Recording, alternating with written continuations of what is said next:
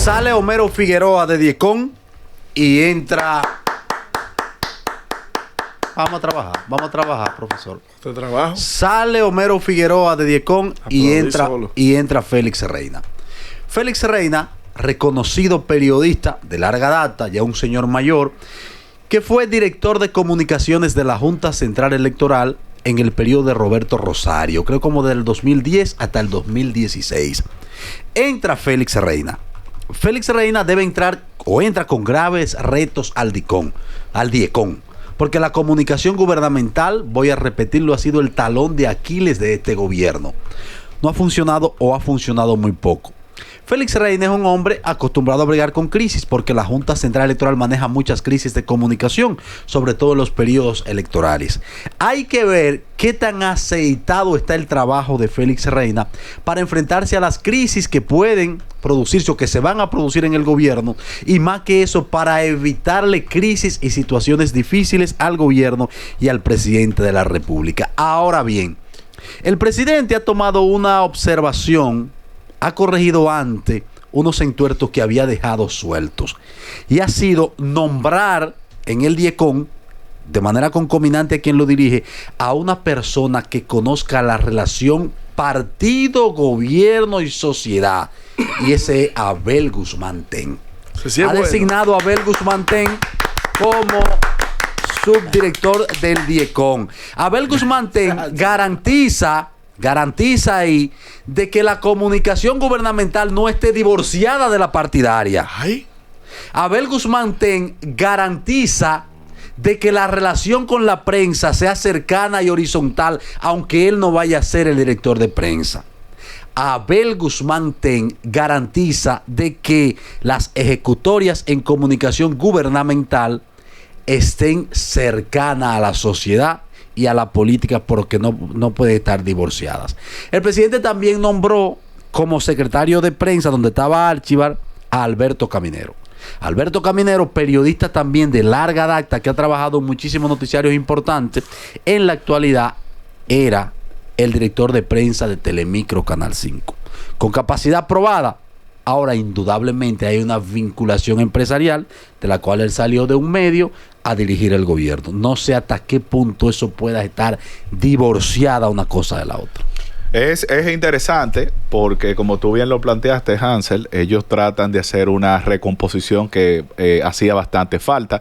El tema de Caminero, a ser un periodista de larga data, se lleva muy bien, sobre todo con los periodistas que tienen estas opiniones que a veces la gente dice son opiniones de gran peso, digamos, aunque ya obviamente por esta digitalización ya cualquier opinión tiene peso, y ya hay muchos profesionales, muchos relevos periodísticos que han subido. Mira el caso de Hansel, que ha descollado y ha hecho un trabajo interesante, y que ya ha ganado reputación y ha ganado público, y la gente sabe que cuando él te habla, te está hablando de algo con razón. Pero Caminero tiene una vinculación con periodistas de larga data. Reina, excelente lo describiste, un manejo de crisis en la Junta Central Electoral. Siempre hay un tema, que si van a sacarle cédula a nacionales de otros países, que si van a hacer... Siempre hay un bochinchito. Siempre registro civil, siempre hay un bochinche. El tema de las elecciones, que cuando más tienen que comunicar, que no se vea tendenciada la comunicación para X o Y partido. Y en el caso de Abel, ciertamente, es un tipo de camaradería con todos los funcionarios.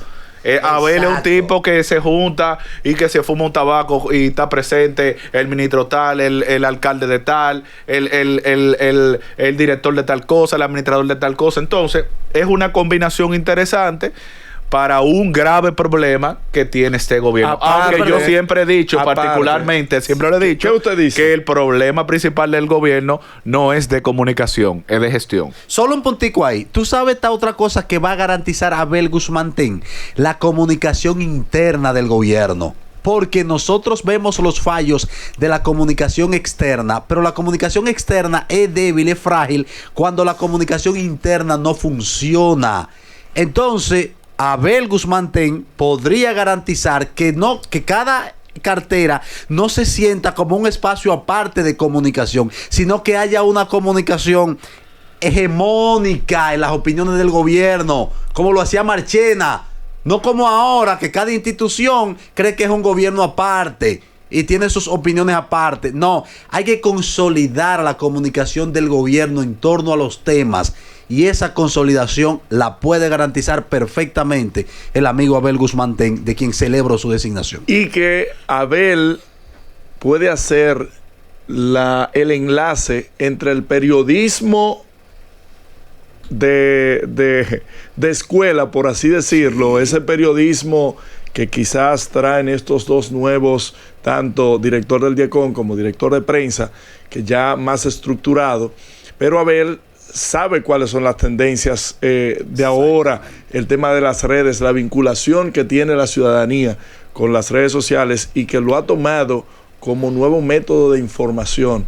Creo que Abel ahí encajaría y va a encajar de manera fenomenal. Ha sido para mí la mejor designación el DIECON yo creo diferente a ti. Él no va a tener gran reto. Él cualquier cosa que haga va a parecer bien, porque ahí no se hacía nada. Gran reto va a tener. Homero hizo su trabajo. Tú nunca hablaste de Homero. Gran reto va a tener. No, ¿qué fue? ¿Quién era lo que acababa la comunicación gubernamental aquí? Sí, aquí nosotros vivíamos eso. Pero el único que criticaba la comunicación No. Yo el único que criticaba la comunicación gubernamental aquí era yo. Y tú recomendabas. Búsquenlo ahí. Todos. Sí, yo siempre critiqué la conexión que tú acabas de mencionar. Eso siempre se criticó. Se criticó eso, la desconexión entre el gobierno y el partido. Eso provoca desconexión con la sociedad, porque el partido es la representación de la sociedad y quien le da el frente a la sociedad y a los entes sociales son los entes partidarios. Entonces, cuando tú tienes un gran reto, es cuando tú te sientes en un escritorio que había un gigante, que hizo una buena labor, que tú dices, no, pero, por ejemplo, ¿quién tiene un gran reto? Aguilera tiene un gran reto. Sí, pero ya sí, eso es verdad. Entonces, eso es verdad. Ahí estaba la diva, no rindió fruto. Llegó Homero, tampoco. Entonces, ya cuando no hay nada, lo que tú hagas se parece excelente. Bueno, lo que pasa es que tú superas una gestión del difunto Rodríguez Marchena, que ese fue el tema, porque es que tú, aunque el presidente Medina no solía dar entrevistas ni nada, se hacía ver cercano, y una cosa increíble, porque pero hay dos puntos hasta más cercano que el presidente actual. Pero hay dos puntos que se juntan, Jorge, porque también vamos, y lo estamos haciendo todo justo en el análisis. Marchena, que Dios lo tenga donde le convenga, como dicen en mi campo, hacía una excelente gestión de comunicación, pero lo hacía frente a un presidente que hablaba muy poco y que se dejaba asesorar. Porque era un hombre que hablaba poco. Entonces, cuando el presidente habla poco, le deja todo el campo de expresión y de comunicación al director de comunicaciones. Entonces, nada entorpecía con la labor de Marchena. Aquí es todo lo contrario. Todos los días nosotros tenemos un presidente que habla todos los días. Entonces, cuando el presidente habla todos los días, eso entorpece la labor de la comunicación gubernamental. ¿Por qué? Primero, el que mucho habla, mucho yerra. Así es, dice la Biblia. Entonces, el presidente habla tanto que obviamente va a cometer huevos. ¿Quién tiene que recoger los huevos? El director de comunicación. Pero ¿quién es el que tiene que informar los aspectos del gobierno? Es la dirección de comunicaciones, pero el presidente se le iba adelante, o Abinader se le va adelante él comunicándolo. De modo que no es fácil el reto tampoco que tienen si Abinader no le baja un poco a hablar tanto. El presidente de la República habla mucho. Y de hecho, de las recomendaciones que le hago al nuevo equipo de DIECON, ¿cuál es? Arreglen la semanal. ¿Por qué? La semanal ya cumplió su cometido como estaba diseñada. Quincenal, que era quincenal o mensual. Quincenal o mensual. El periodo. Y dependiendo del tema. Porque si tú la haces mensual, dependiendo del tema, ir a la semanal se va a convertir en un incentivo, en tú querer ir, para preguntar, para hacer quórum incluso. Pero ya la semanal se hace semanal y va todo el mundo. Entonces, ya qué gracia tiene ir a la semanal. Ahí va todo el mundo y se sienta al lado del presidente a preguntarle disparate. No, yo creo que lo que debe es reenfocarse. Porque tú volver de una comunicación tan cercana que ha implementado el presidente de la República, de someterse al escrutinio de los periodistas todas las semanas y cambiar eso a quincenal o mensual, como ustedes proponen, creo que sería un retroceso en cuanto a la comunicación gubernamental. Lo que sí deben hacerse ciertos ajustes. Yo he dicho, por ejemplo, de que por lo menos las primeras 5 o 10 preguntas estén enfocadas al tema que se está tratando. Con esto, para darle importancia y focalizar a lo que el Estado como tal quiere informar, a lo que el gobierno quiere informar a la población. Sí, siempre habrán temas en los cuales se puede girar la atención, porque hay temas que son del momento y se le va a preguntar al presidente de la República, que eso es normal, pero que se haga el esfuerzo necesario para que el tema que se quiere posicionar desde la semanal pueda mantenerse y pueda tener una vigencia. Y esto es quizás respondiendo preguntas específicas del tema que se está tratando en cuestión. Tú sabes que la gente, yo creo que los periodistas se han acostumbrado a que el presidente habla mucho y focalizan toda la atención hacia él. Y eso le ha restado protagonismo al equipo de comunicaciones. No le da tiempo a trazar estrategia porque el presidente, para bien o para mal, porque criticábamos a Danilo porque no hablaba.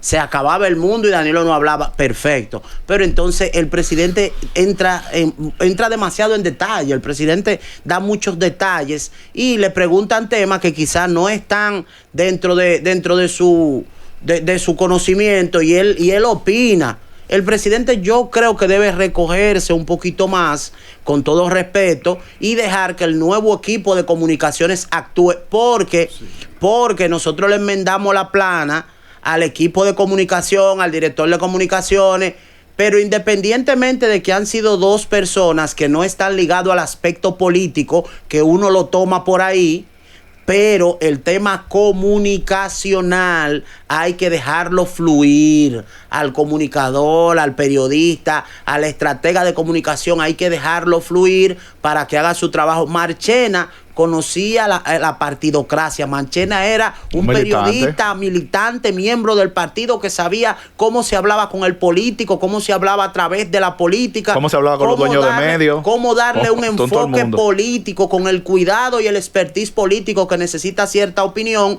y tenía las 2 herramientas. Era político y era periodista, era un experto, pero el presidente es político, pero no es periodista. Entonces, esa combinación hay que dejarla que fluya para que pueda tener éxito la comunicación política en el Palacio. ¿Lectura política? ¿Tiene alguna lectura política las designaciones en la comunicación? Yo creo que el presidente ha apostado a lo técnico. Yo creo que quiere salir de esa liga. Renovar. Ha apostado a lo técnico. Renovar, porque efectivamente ha habido una falla en la comunicación y el presidente quiso remenear la mata. Fíjate que no solamente cambió la cabeza, cambió prácticamente al equipo completo, a la estructura y a la cabeza y a las cabezas completas, tanto en el tema del DIECON como globo de la estrategia del presidente. Claro. Cambia a Daniel García Archival, quien es el que trabaja específicamente con la prensa, con los periodistas, y la subdirección también del DIECON. O sea que interesantísimo. Creo que es una oportunidad de oro que tienen estos 3 nuevos incumbentes de que a la ciudadanía le llegue una información veraz, porque ahí también había mucho tema, que se quería jugar con la inteligencia de las personas. Y otra cosa es que creo que ninguna de las 3 personas que fueron nombradas en el día de ayer tiene interés narcisista de mostrar su imagen utilizando los recursos del Estado. No, y Abel. Oíste lo que dije, sí. Lo repito. Ajá. Creo fielmente que ninguna de las 3 personas que fueron nombradas para dirigir la comunicación gubernamental tiene dentro de sus objetivos querer vender su imagen, y creo que haciendo uso de los recursos del Estado. Y creo que ninguno se va a convertir en soberbio tampoco. O me voy o me quedo. No, pero habrá que ver, porque a ellos les falta el componente político, que es importante para manejar. No creo. A ver, sabe. Para manejar. Tampoco.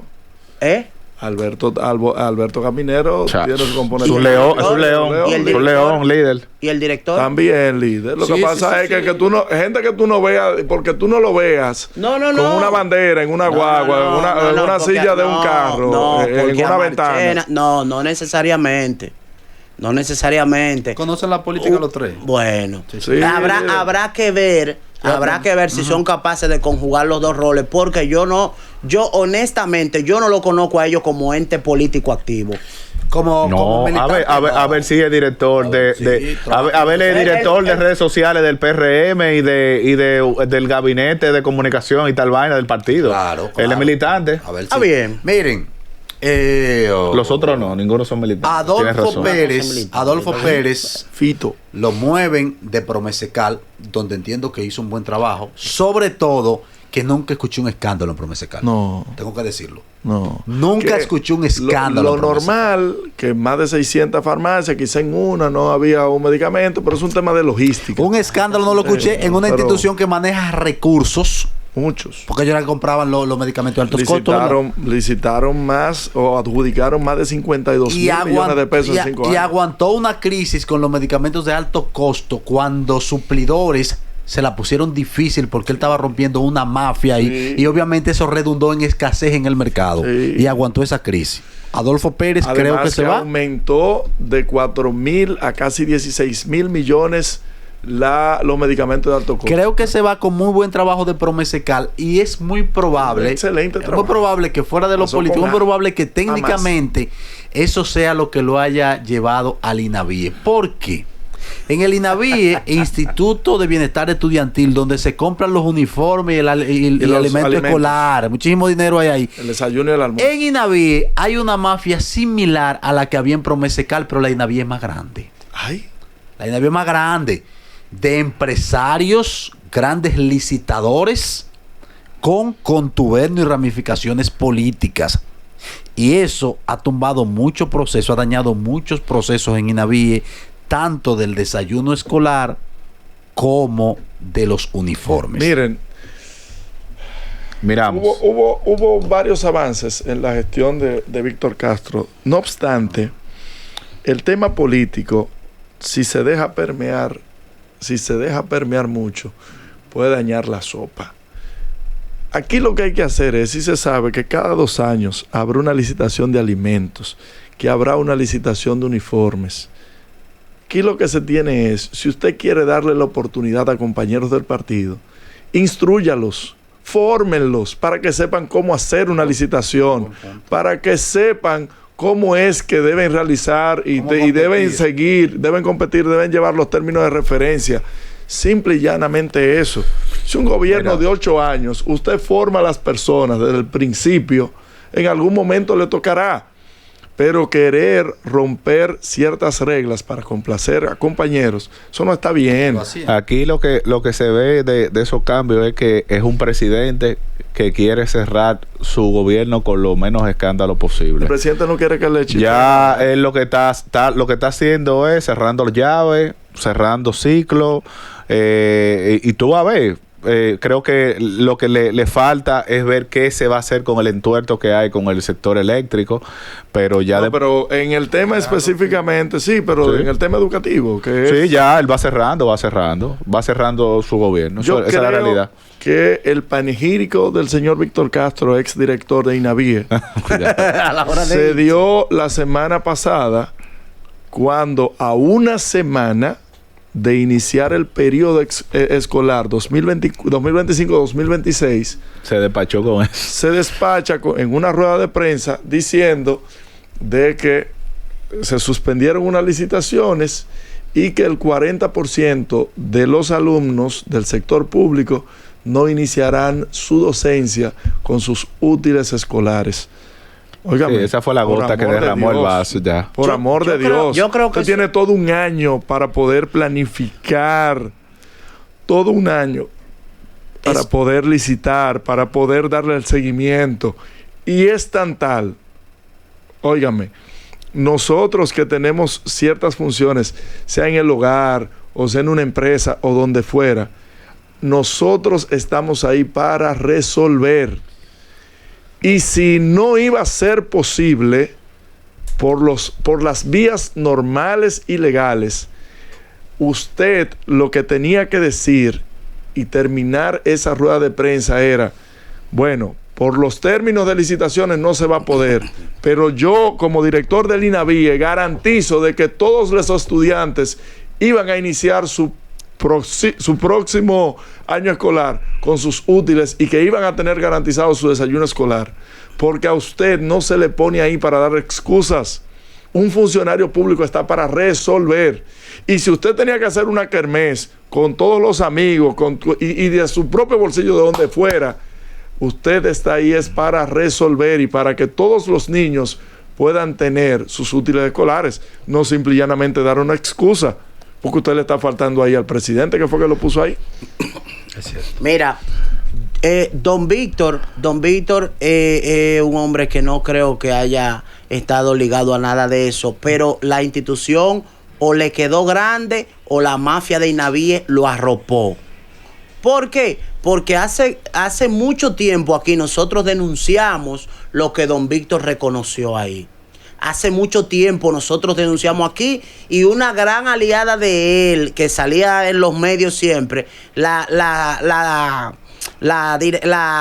presidenta de la Asociación de Pequeña y Mediana Empresa, Elizabeth Berigüete, se lo denunciaba, y aquí lo denunciamos, y él llamó aquí. Nosotros nos comunicamos con don Víctor y le preguntamos de eso, y él dijo que eso era mentira, Entonces, hoy, una semana antes, mi amigo Víctor Castro, que lo quiero y lo aprecio, pero no puede, después que él dijo en este medio que no, que eso era mentira. Mira. Después no puede salir una semana antes del año escolar que no, que la mafia. Pero te lo dijimos, Víctor, se lo dijimos, don Víctor, y se lo pusieron ahí en la frente. Y usted, como director de INAVIE, debió saber que algo andaba mal. Cuando usted se lo dicen, investigue, no salga a desmentir de una vez. Y después, con la misma cara que usted desmiente y dice que no, que eso es mentira, que las licitaciones, y le explicó aquí en ese micrófono a través del teléfono, entonces después dice que sí, que es verdad y que los niños no van a tener los útiles. Entonces, don Víctor, ahí usted dio síntomas claros, y me perdona, de ineficiencia administrativa. Lo que lo salva a Víctor es que a lo mejor, y te lo digo que eso suele suceder, aunque el INAVIE tiene su independencia, que puede iniciar sus procesos, pero hubo mucha inestabilidad con los ministros de educación. O sea, al final, esto es un trabajo de equipo. Y esa inestabilidad, la visión de Fulcar era totalmente distinta a la del señor Ángel. La del señor Ángel era totalmente divorciada a la de Luis Miguel. Y a lo mejor él quiso arrancar alguna cosa y no le da. Eso es un problema, señor. O sea, estamos hablando que la entidad pública que está por encima de ti, tú no entiendes en qué pie tú estás parado, y a veces tú quieres que el ministro te copie porque esto es un tema de equipo, de visión, y lo que menos que tiene ese ministro es visión o hacia dónde vamos. Lectura política. Entonces, al final, pero repito, a usted lo pone, y dada la trayectoria que tiene el señor Víctor Castro en el sector privado, claro, exitosa. Claro que sí, pero lo que te digo es, si usted sabe que no va a poder ni con una mafia, ni con el ministro, ni tal, deje eso. Eso es verdad. Usted renuncie, porque Víctor Castro comía sin ese salario. Claro. Y sus empresas se manejaban sin él tener esa posición. Pero hay que ver Por eso digo, esto no necesariamente es un tema de responsabilidad de otros ministros, ni de otras funciones. Es un tema de él. Bueno. Por eso digo que ahí la responsabilidad íntegra y completa es de Víctor Castro, de si no va a poder con la responsabilidad, es decir, o ir donde el presidente, o una carta pública, de decir, señor presidente, mire, nosotros, para poder cumplir con los requerimientos y con la hoja de ruta, yo necesito que se haga tal cosa y tal cosa. Y si no y tal ministro, Claro. Porque tu nombre que está ahí de por Pero luego. es lo que estoy Ni siquiera diciendo. el del senador que te tenía Pero- ahí, ni siquiera el nombre del senador que te tenía ahí, que está por luego. El que ahora forastero. que le quitaron esa teta ahora al senador fantasma. Señores, pero es que ¿Quién es el Eso era de él, el Inavíe, senador fantasma. ¿Quién es el El que senador? no ha vuelto por la provincia. ¿Quién? Entonces, se El, busca. el de la barba. No, blanca. no, él ha vuelto. Se nos vuelve. Según mi amiga Angeli, él siempre va. Sí, está bien. Oye, es que Inavíe es una institución autónoma. Tiene su peritaje, tiene su proceso, tiene su pliego. Y no fue un problema de distribución, fue un problema de abastecimiento. No se hicieron las licitaciones de manera correcta. Y eso no tiene nada que ver con educación, ni con MESI, ni con nadie. Eso es enteramente de Inavíe. Si están ahí los insumos y tú dices, no, que Miyagi no quiere, o que Luis Miguel no quiere, pero están aquí. Pero es que no están porque las licitaciones estaban viciadas. Y eso se dijo. Un tema de visión. Radamés González sale de la onza y entra Onésimo. ¿Cómo se llama? Onésimo González. Onésimo González. Radamés sale de la onza. Bueno, no sé cómo está la onza en este momento. Malísima, Creo que ha bien. estado muy disminuida por el tema de los corredores. Y entra Onésimo González. Lo que sí sé es que Onésimo González fue exitoso en el TRAE. Programa Sí, de claro. transporte estudiantil, que lo he dicho, uno de los mejores programas que ha experimentado este gobierno. De los Para mejores mí logros. ha sido el TRAE. Sí. Si El estábamos único dando- huevo fue lo de los vehículos eléctricos en Santiago. Sí, en Santiago. Ese fue el único, sí, eso fue un huevo. Sí, sí. ¿Cuál fue eso? Claro, que licitaron Compraron unos vehículos unos eléctricos sin vehículos, las no había cómo estaciones de cargarlo. carga. No Dime, había cómo Hansel. cargarlo. Sí. ¿Cuántos vehículos? Pues? Loco, fueron como 30 Sí, guaguas. 30 guaguas. 30 guaguas. Sí, 30, eran 30 guaguas, porque la otra eran de gasoil. 30. Como 30 guaguas, loco. 30, 35 guaguas. 33, creo que 33 fue. guaguas, exacto. Tú compraste un celular sin cargador y lo tiraste ahí. Cuando Pero- él te descargó, ya. Ya. Pero el proyecto como tal, Sí, es bueno, no, un no. iPhone Sí, 25. Una cosa no quita la otra. políticamente hablando, ¿cuál es la lectura? Un error del presidente. ¿Por qué? Porque llevó un forastero a una institución del quinto municipio más grande. Es una institución básicamente Ay, que un está forastero, en la décimo. parte occidental del municipio. Por lo tanto, generalmente las instituciones así están destinadas para dirigentes locales que conocen el trabajo. Y es La una ONCE. institución, sí, y es una institución que es utilizada para responderle a la dirigencia del entorno. Recuerden que Danilo Medina tenía ahí a Manuel Rivas con Faraónico y cuando se armó el problema, entonces trajo a Mojica de la circunscripción 2, pero fue para cerrar una llave y evitar unos problemas que habían ahí. En este momento no creo que la ONCE haya estado en problemas. No digo que traer al señor del TRAE haya sido un error, porque su expertise técnico no lo dudo, ni lo pongo en duda ni lo afirmo porque no lo conozco, pero creo que esa institución debió estar reservada para un dirigente del territorio que conoce quiénes trabajaron, cómo funciona, cómo se maneja, a quién hay que responderle y todo lo demás. Sí. Pero veremos En a el- ver cómo él se granjea el respeto del quinto municipio de mayor importancia en materia electoral. Sí, para los que desconocen de algunos temas de manejo político, eso suele suceder, como bien explica Jonathan. Por ejemplo, los comedores económicos es una entidad donde gran parte de la dirigencia de Santo Domingo Este, del partido de turno, llámese como se llame, va allá para poder canalizar hasta empleo, para participar. La dirección, por ejemplo, de mantenimiento de obra, que creo que es algo de obras públicas, esa está en Santo Domingo Norte. El Parque del Norte también, eso está en Santo Domingo Norte. Ahí en el Santo Domingo Oeste aplican la ONSA y aplica el INESPRE. O sea que al final se da esa dinámica en torno a los territorios con esas instituciones que son las que generan parte de los empleos públicos. Entonces, como bien dice Jonathan, tú entras a una persona que no tiene nada que ver con la vida política ni la dirigencia del municipio. Entonces hay que ver cómo esa dirigencia se comporta, haciendo la salvedad que el pasado director de la ONSA recientemente dijo que él no se bebía un café ni un agua en el despacho de él. por temor de los subalternos de él, los gerentes, los subdirectores. Imagínate tú, forastero, ahora. Eso fue sacado que llegue. No, eso no fue sacado de contexto. No, mire. Entonces, imagínense ustedes. Él que era de ahí. Si él que era de ahí no se bebía un café, el de ahora no creo que se pueda ni sentar en la oficina. Eso fue fuera de contexto, esa declaración de Radamés. Pero esto trae también trae los muchachos. No, la duda de si se unificaría y si se fundiría este sistema de transporte escolar con la OMSA. Sí. Que yo sé. El más brillante, Máximo. Yo sé mi cosa. Eso está en proyecto. Y la OMSA tiene que quitársele la M y ponerle una N. Y en vez de ser la Oficina Metropolitana de Servicios de Autobuses, para ser la Oficina Nacional de Servicios de Autobuses. Ya tiene corredor en Barahona y tiene corredor en Santiago. Pero siempre en Santiago, en Barahona no. Barahona no. Fue implementado por el nuevo director, el exdirector. El exdirector. ¿Y por qué tú te ríes? Prepárate. Luego de la pausa, seguimos en Political.